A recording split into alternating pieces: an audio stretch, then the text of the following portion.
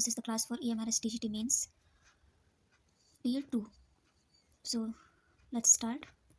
ये यूनिट 2 के PYQs हैं जो Buddhist Jain and Hindu art के ऊपर है. 100 MCQs. So question number 1. Sarnath के सिंह शीर्ष स्तंभ में लॉन कैपिटल के अबेकस पर अंकित 4 पशुओं का सही क्रम क्या है? हाथी, घोड़ा, शेर, बैल. हाथी, वृषभ, अश्व, सिंह. बाघ, बैल, घोड़ा, सिंह. या फिर हाथी, हिरन, घोड़ा, शेर. इसका आंसर होगा हाथी, वृषभ, अश्व, सिंह. Question number 2. दीदारगंज यक्षी की मूर्ति किस विशिष्ट पत्थर से निर्मित है? इसकी सतह की क्या विशेषता है? लाल बलुआ पत्थर, खुरदुरी सतह, पॉलिश किया हुआ चुनार बलुआ पत्थर, दर्पण जैसी चमक, ग्रेनाइट, मैट फिनिश या गांधार पत्थर काला रंग. तो दीदारगंज यक्षी की मूर्ति पॉलिश किया हुआ चुनार बलुआ पत्थर है. Question number 2. तक्षशिला से प्राप्त बोधिसत्व सिर किस कला शैली का प्रतिनिधित्व करता है? तो तक्षशिला से जो बोधिसत्व सिर मिला है वो गांधार शैली, ग्रीको रोमन प्रभाव का है. कटरा टीला मथुरा से प्राप्त बैठे हुए बुद्ध की मूर्ति किस काल की है? तो मथुरा से बैठे हुए बुद्ध की मूर्ति कुषाण काल की है. सारनाथ से प्राप्त धम्म चक्र प्रवर्तन मुद्रा में बैठे बुद्ध की मूर्ति किस काल की उत्कृष्ट रचना मानी जाती है? तो गुप्त काल की. अजंता की गुफा संख्या 1 में स्थित पद्मपाणी बोधिसत्व के हाथ में कौन सा पुष्प है? तो नीला कमल, नीलोत्पल. अजंता की गुफा संख्या 26 में स्थित मार विजय मूर्ति शिल्प बुद्ध के जीवन की किस घटना को दर्शाता है? तो ज्ञान प्राप्ति से पूर्व प्रलोभनों पर विजय. चुनार बलुआ पत्थर पर की गई विशिष्ट ओक किस राजवंश की कला है? तो मौर्यकालीन. जैन तीर्थंकर की गुप्तकालीन प्रतिमा राज्य संग्रहालय लखनऊ में उन्हें किस मुद्रा में दिखाया गया है? तो ध्यानस्थ मुद्रा में, कायोत्सर्ग या पद्मासन मुद्रा. गांधार कला में प्रयुक्त होने वाली मुख्य सामग्री क्या थी? तो काला स्लेटी पत्थर और चूना स्टको. अजंता की गुफा में चैत्य का मुख्य उद्देश्य क्या था? तो अजंता की गुफा में चैत्य का मुख्य उद्देश्य था भिक्षुओं का निवास स्थान. पद्मपाणी बोधिसत्व में चित्र में त्रिभंगा मुद्रा क्या दर्शाती है? तो त्रिभंगा मुद्रा दर्शाती है शरीर का सीधा खड़ा होना, शरीर का 3 स्थानों से मुड़ा होना, ये दर्शाती है. मौर्यकालीन कला में यक्ष और यक्षी की मूर्तियों का धार्मिक महत्व क्या था? तो प्रकृति और उर्वरता के प्रतीक के रूप में पूजा. Question number 14. सारनाथ बुद्ध प्रतिमा के प्रभामंडल की क्या विशेषता है? तो यह जटिल नक्काशी पुष्प आकृतियों से सुसज्जित है. यह बिल्कुल सादा है, इसमें केवल जानवरों की जगह जटिल नक्काशी पुष्प आकृतियों से सुसज्जित है. मौर्य स्तंभों के ऊपर रखे जाने वाले पशुओं को क्या कहा जाता है? पशु शीर्ष, एनिमल कैपिटल. बिहार गुफाओं का उपयोग किसके लिए किया जाता था? तो बौद्ध भिक्षुओं के रहने के लिए आवास. मथुरा शैली की मूर्तियों में बुद्ध को प्राय किस रूप में दिखाया जाता है? तो मांसल शरीर, प्रसन्न मुख और मुंडा हुआ सिर मथुरा शैली में दिखाया जाता है. और यहीं अगर गांधार शैली आती है तो उसमें थोड़ा वेस्टर्न इफेक्ट दिखने लगता है, जिसमें उनको एकदम फिट दिखाते हैं एकदम, और दाढ़ी मूछ भी है किसी किसी मूर्ति में, तो वो वेस्टर्न से प्रभावित है और गांधार कला का है. इसलिए अजंता की किस गुफा संख्या को सबसे प्राचीन माना जाता है? तो गुफा संख्या 9 और 10. गुप्त काल को भारतीय कला का स्वर्ण युग क्यों कहा जाता है? क्योंकि इस समय केवल सोने की मूर्ति बनी, आध्यात्मिक सौंदर्य, तकनीकी कुशलता के आदर्श संतुलन के कारण, विदेशी आक्रमण बंद होने के कारण, क्योंकि इस समय कला का कोई विरोध नहीं था. तो इसका आंसर हो जाएगा आध्यात्मिक सौंदर्य और तकनीकी कुशलता के आदर्श संतुलन के कारण. दीदारगंज यक्षी ने अपने दाहिने हाथ में क्या पकड़ा? तो चवर, फ्लाई विस्क. मौर्य कालीन कला में एकाश्म स्तंभ का क्या अर्थ है? एक ही विशाल पत्थर को तराश कर बनाया गया है एकाश्म स्तंभ. मौर्य सम्राट अशोक द्वारा स्थापित स्तंभ एक ही पत्थर के खंड से बने होते थे. इन्हें चुनार की खानों से लाकर अत्यंत कुशलता से तराशा और पॉलिश किया जाता था. सारनाथ सिंह शीर्ष के अबेकस पर अंकित बैल किसका प्रतीक माना जाता है? तो बैल माना जाता है बुद्ध के जन्म वृषभ राशि का. बौद्ध परंपरा में बैल को बुद्ध के जन्म के समय की राशि का प्रतीक माना जाता है. इसी प्रकार हाथी उनके गर्भ में आने और घोड़ा उनके गृहता के प्रतीक है. अगर पूछा जाए कि जन्म का कौन सा है तो वो हाथी हो जाएगा. दीदारगंज यक्षी की प्रतिमा के दाहिने हाथ में पकड़े चामर का क्या पता? मक्खी उड़ाने वाला पंखा, शाही सेवा का प्रतीक, जो देखा होगा सारी मूवीज वगैरह में दिखाते हैं, राजा के इधर उधर लोग चामर चलाते हैं, इधर उधर हिलाते रहते हैं उसको. प्राचीन भारत में राजसी वैभव और देवत्व का प्रतीक था. यह दर्शाता है कि यक्षी एक उच्च पदस्थ परिचारिका देवी के रूप में पूजी जाती थी. गांधार शैली की मूर्तियों में प्रयुक्त अपोलो जैसी शारीरिक बनावट किस प्रभाव को दर्शाती है? तो हेलेनिस्टिक यूनानी प्रभाव को दर्शाती है. गांधार कला में अभी बताया था ना, गांधार कला में बुद्ध की शारीरिक मांसपेशियों, लहराते बालों और भारी वस्त्रों को यूनानी देवता अपोलो की तर्ज पर बनाया गया था. इसलिए इसे ग्रीको बुद्धिस्ट कला भी कहते हैं. सॉरी, थोड़ा सा जुकाम है तो प्लीज डोंट माइंड. मथुरा शैली के बैठे हुए बुद्ध की हथेलियों और तलों पर कौन सा चिन्ह अंकित है? तो चक्र और स्वास्तिक है. बुद्ध को महापुरुष के रूप में दिखाने के लिए उनके हाथों और पैरों पर धर्मचक्र और स्वास्तिक जैसे मांगलिक चिन्ह उकेरे जाते थे जो उनकी दिव्यता को प्रकट करते थे. गुप्तकालीन सारनाथ बुद्ध की मूर्ति में बुद्ध के चेहरे पर किस प्रकार की मुस्कान दिखाई देती है? तो सौम्य और अंतर्मुखी स्माइल, सेरेन स्माइल. गुप्तकाल की मूर्तिकला अपनी आध्यात्मिक अभिव्यक्ति के लिए जानी जाती है. बुद्ध की आंखें और हल्की मुस्कान के आंतरिक सुख और परम शांति को दर्शाती हैं. अजंता की गुफा में भित्ति चित्र म्यूरल्स बनाने के लिए किस सामग्री का प्लास्टर किया जाता था? गोबर, धान की भूसी, मिट्टी और चूना ये यूज़ किया जाता था। स्थानीय मिट्टी में वनस्पति की रेशे भूसी और गोबर मिलाकर एक मोटा लेप बनाया जाता था। इस पर चूने की पतली परत चढ़ाकर चित्रकारी की जाती थी ताकि रंग लंबे समय तक टिके रहें। क्वेश्चन नंबर 28, पद्म पहाड़ी बोधिसत्व के मुकुट में किस रत्न या आकृति की प्रधानता दिखाई देती है? तो इसमें नीलमणि और बारीक मोतियों की माला। बोधिसत्व को राजसी वेशभूषा में दिखाया गया है। उनके विस्तृत मुकुट और शरीर पर मोतियों के हार गुप्तकालीन उच्च वर्ग के आभूषण शैली का उत्कृष्ट उदाहरण मिलता है। मार विजय अजंता गुफा संख्या 26 में मार को किस वाहन पर सवार दिखाया गया है? तो हाथी पर। बुद्ध के प्रलोभन की कथा में मार कामदेव यानी कि अंधकार का देवता को एक शक्तिशाली हाथी पर सवार होकर अपनी विशाल सेना के साथ बुद्ध पर आक्रमण करते हुए दिखाया गया है। मौर्य कला में स्तूप की छतरी किसका प्रतीक है? छत्र है सम्मान और 3 रत्न बुद्ध धम्म संघ का प्रतीक है।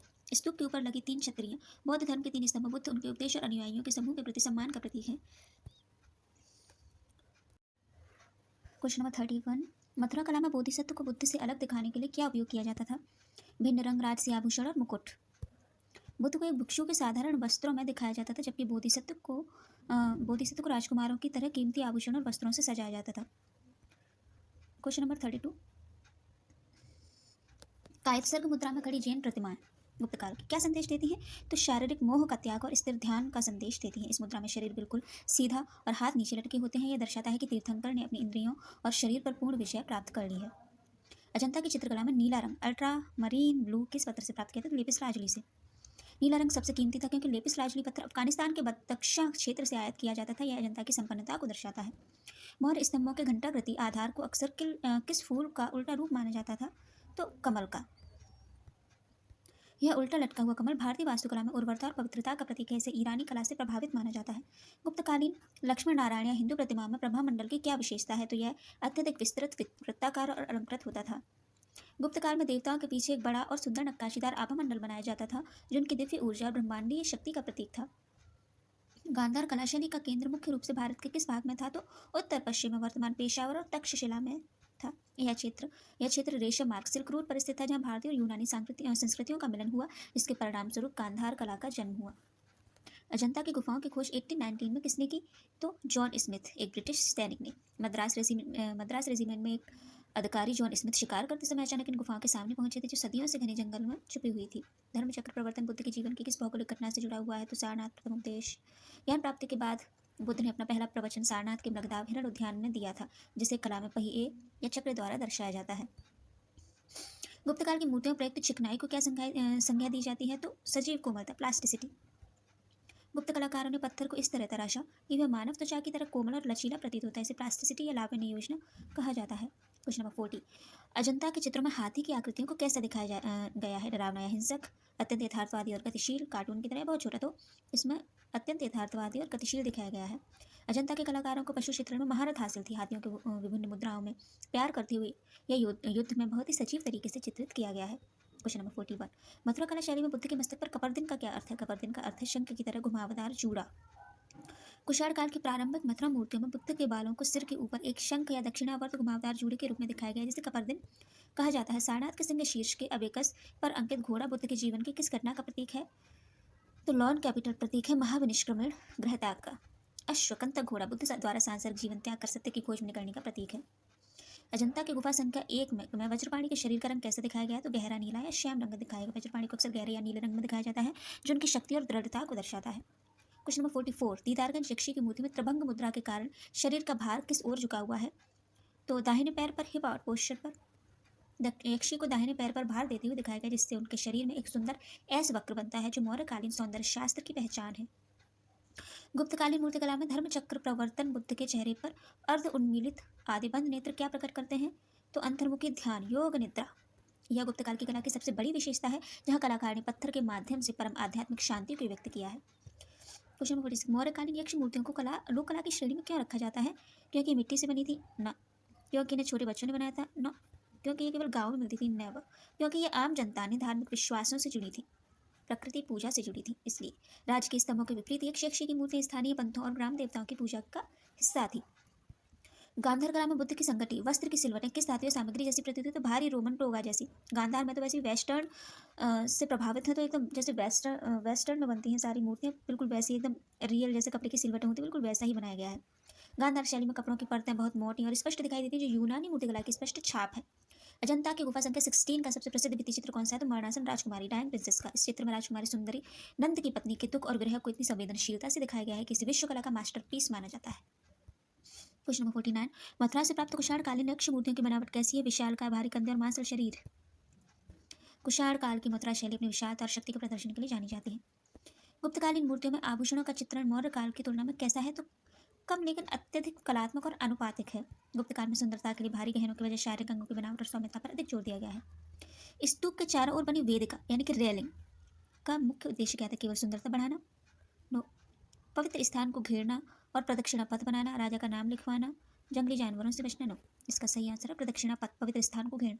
भक्त इस वेदिका के भीतर घड़ी की दिशा में घूमते हुए बुद्ध के प्रति सम्मान प्रकट करते थे। अजंता की गुफा में नीला रंग लिपिस राजली किस गुफा में सबसे अधिक दिखाई देता है? तो गुफा संख्या 1 में और 2 में। गुफा संख्या 1 और 2 के बाद के काल 5वीं से 6वीं शताब्दी की है, जब व्यापार उन्नत था और कीमती रंगों का प्रयोग बढ़ गया था। मार्ग विजय, गुफा संख्या 26 मूर्ति शिल्प में बुद्ध के नीचे की ओर इशारा करते हाथ की मुद्रा क्या कहलाती है? तो भूमि स्पर्श मुद्रा। बुद्ध पृथ्वी को साक्षी बुला रहे हैं कि उन्होंने मार को हरा दिया, कामदेव को हरा दिया। मौर्य काल में चुनार बलोपत्र का रंग कैसा होता था? मटमैला, पीला, लाल, मली हुआ भूरा। मिर्जापुर के चुनार खादानों से निकला पत्थर बारीक कणों वाला होता था, जिस पर पॉलिश बहुत अच्छी आती थी। गुप्तकालीन जैन प्रतिमाओं के सीने के मध्य में बना स्वास्थ्य के श्रीवत्स क्या दर्शाता है? तो तीर्थंकर की दिव्यता और शुद्धता। श्रीवत्स चिन्ह एक महान आत्मा या महापुरुष की पहचान के रूप में भारतीय कला में उपयोग होता है।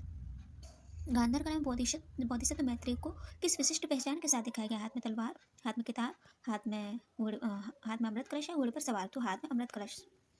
मैत्रेय को भविष्य के बुद्ध के रूप में माना जाता है और अमृत कलश उनकी पहचान का मुख्य लक्षण है। अजंता के चित्रों में हाव भाव के लिए सबसे अधिक किसका उपयोग किया गया है? तो आंखों की भंगिमा और मुद्राओं, हैंड गेस्चर्स का। अजंता के कलाकारों ने हाथों की उंगलियों की विभिन्न स्थितियों से मन के जटिल भावों को व्यक्त करने में महारत हासिल की थी। मौर्य स्तंभ, मौर्य स्तंभ के सबसे ऊपरी भाग को क्या कहा जाता है? तो पशु शीर्ष। कटरा टीला बुद्ध मथुरा के सिर के पीछे बना चक्र क्या कहलाता है? तो भामंडल या प्रभामंडल। हेलो, यह बुद्ध के भीतर के ज्ञान के प्रकाश के पुंज को दर्शाता है। अजंता की गुफाओं की वास्तुकला में स्तंभों के क्या विशेषता? वे पूरी तरह सादे हैं, वे अत्यधिक नक्काशीदार ब्रैकेट आकृतियों से युक्त हैं, वे लकड़ी से बने हैं, वे ईंटों से बने हैं। तो इसका आंसर वे अत्यधिक नक्काशीदार ब्रैकेट आकृतियों से युक्त हैं। वाकटक और गुप्त काल के दौरान बने स्तंभों पर नक्काशी और सुंदर स्त्री आकृतियां साल भंजिका बनी हुई हैं। जैन तीर्थंकर की मूर्तियों में कान लंबे क्यों दिखाए जाते हैं? क्योंकि भारी कुंडल पहनने और महापुरुष के लक्षणों को दर्शाने के लिए। सारनाथ बुद्ध की मूर्ति में सिंहासन के कोनों पर बने काल्पनिक पशु का नाम क्या है? तो व्याल या शार्दूल, लियोग्राफ। अजंता के चित्रों में जातक कथाओं का मुख्य विषय क्या है? तो जातक कथाओं का मुख्य विषय बुद्ध के पूर्व जन्मों की कहानियां। यक्षी की मूर्तियों में कमर पर पहने जाने वाले आभूषण को क्या कहते हैं? तो मेखला, गिर्डल। गांधार कला में बुद्ध को एक सन्यासी के बजाय किस रूप में अधिक दिखाया गया है?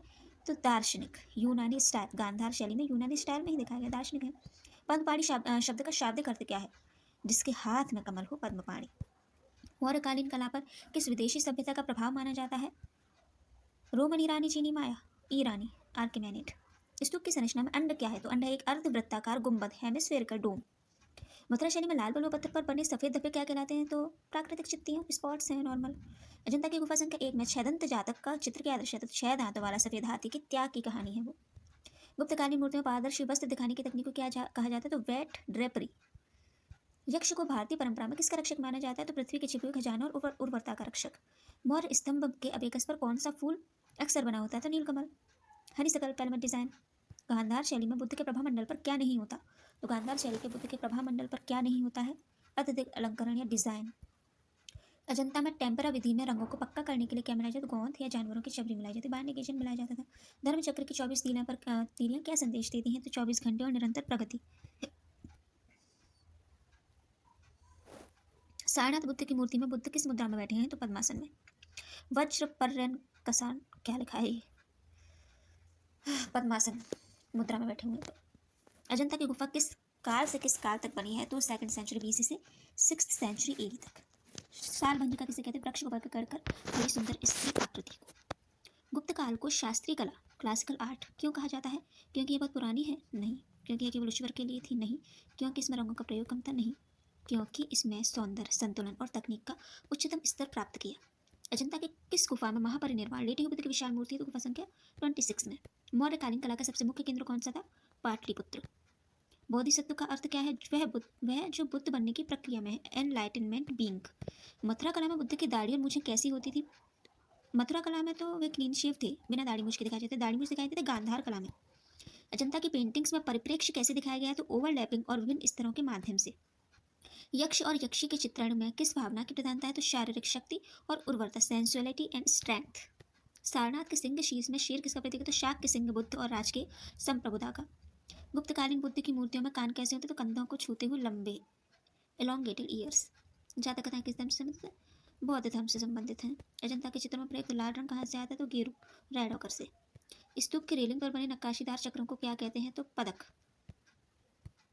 गांधार शैली में बुद्ध के पैरों में अक्सर क्या दिखाया गया है, तो बुद्ध के पैरों में सैंडल दिखाया गया है। EMRS टीयर 1 में जिसने भी एग्जाम दिया तो प्लीज़ कमेंट में लिखिएगा कि आप लोगों के कितने मार्क्स आ रहे हैं टीयर 1 में। चौरपुंजा का संबंध किस कला से है, तो चौरपुंजा का संबंध है जैन कला से, प्रारंभिक पांडुलिपि। अजंता की गुफाओं का आकार कैसा है, तो घोड़े की नाल जैसा। यक्ष पूजा का उल्लेख किन ग्रंथों में मिलता है, तो महाभारत और जातक कथाओं में मिलता है। अबेकस पर बने 4 पशुओं के बीच में क्या स्थित है, धर्मचक्र स्थित है। बुद्ध की वरद मुद्रा क्या दर्शाती है, दान या दया दर्शाती है। अजंता की गुफा संख्या 1 और 2 किस वंश के समय की है, वाकाटक और गुप्त। भारतीय कला में प्रभा मंडल की शुरुआत मुख्य रूप से किस काल में हुई, तो कुषाण काल में हुई। And the last 100 question, Sarnath Buddha की मूर्ति किस पत्थर से बनी है, तो मटमैला चुनार बलुआ पत्थर से। यह विशेष बलुआ पत्थर अपनी बनावट में बहुत मुलायम होता था, जिससे गुप्त काल की महीन नक्काशी संभव हो सकी।